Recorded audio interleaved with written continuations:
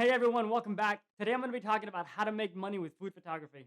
The first thing you want to think about is what is your end goal and what do you want to do with food photography? Once you figured that out, then we can kind of start coming up with a plan on how we're going to get there.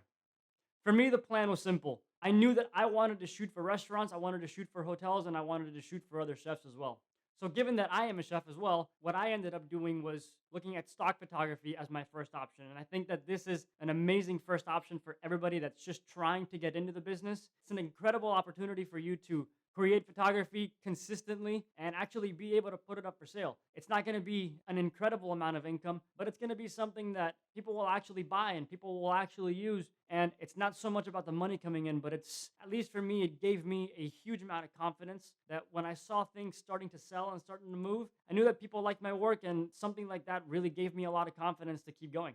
So in my case, stock photography was great because it allowed me to use both of my passions, both in food, being a chef and being able to and loving to cook, and loving to plate food and loving to present food in the best way possible. So I knew that being able to take that passion and taking the passion of photography and being able to match it, I really felt that I could create something that was different, something that was unique to me and to my look and feel, and just to my style. And as of now, I think that my style has evolved into something that a lot of people like, and fortunately they continue to like it, and it's always fun creating something that other people love as well. So now let's say that you've gotten past the stock photography point and you've actually got people calling you. Now is an incredibly important time for you to kind of clear your head and really start thinking about what your next move is going to be. You don't want to come off as an incredibly amateur photographer, because then they're not going to have the confidence in you to hire you.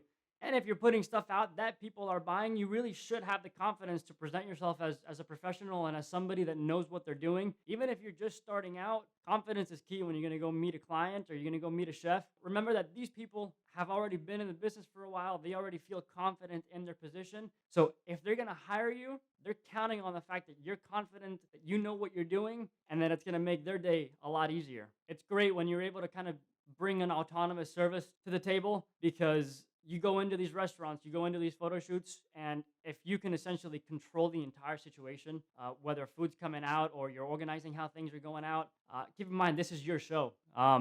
You're the one there creating the images. You're the one that knows exactly what you need to create those images. So be confident. Don't be overconfident. Just be confident enough to tell people what you need to get them what they need. We're all trying to achieve a goal, and there's really no point for wasting time trying to beat around the bush. Get straight to the point. Again, be confident about it and you'll be just fine.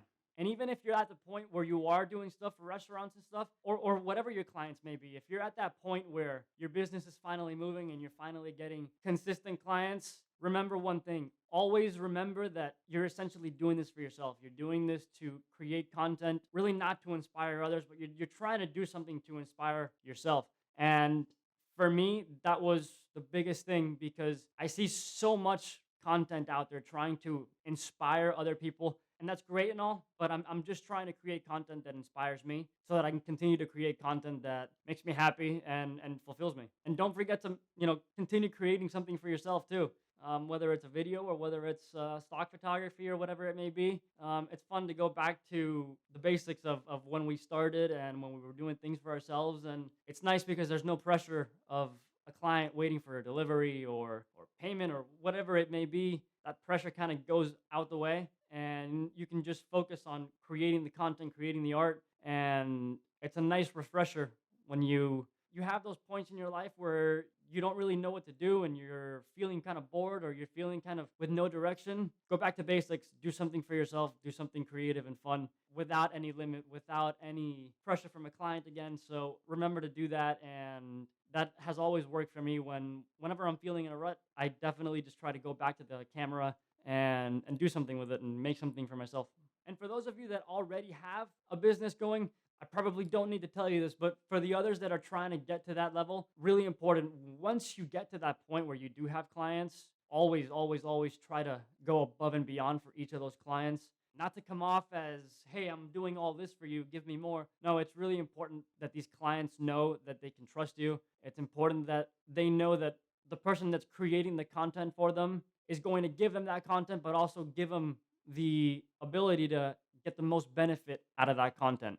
It's not about giving work away or giving knowledge away. It's simply about the fact that if you know the content better than anybody else, it would make sense for you to share with them a way that they can grab the most benefit from it. Because at the end of the day, that's your name on that photo.